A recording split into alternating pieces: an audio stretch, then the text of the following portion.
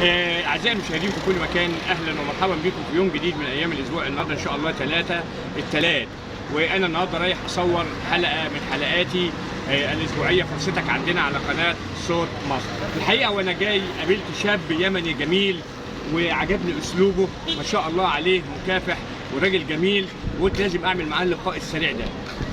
مرحبا. ازيك؟ والله الحمد لله. عامل إيه؟ الحمد لله. الله دايما مبتسم. الله يسلمك. انت هنا بمصر بتعمل ايه بمصر؟ والله انا جاي زياره في مصر يعني تقريبا ب3 اشهر. يعني علشان بس اسره زوجتي. تمام. وانت زوجتك منين؟ زوجتي فلسطينيه. فلسطينيه. نزلت مصر قبل كده؟ مره قبل كده. مره واحده بس. مره واحده. يعني نزلت مصر وبعدين دلوقتي انت في مصر اهو. مصر خلاص. يعني كده خلاص ام الدنيا. رحت فلسطين؟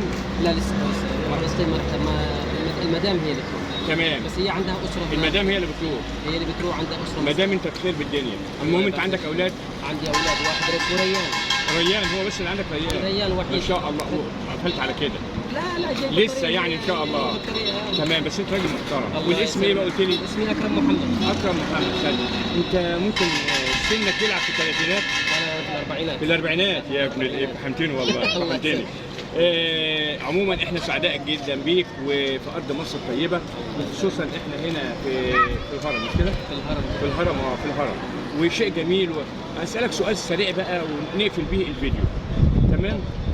الست ام محمود عندها 3 اولاد، عندها احمد ومحمد، والثالث اسمه ايه؟ هم 3. احمد ومحمد. والثالث اسمه ايه؟ والله اسالها هي. اشكرك جدا، شكرا جدا.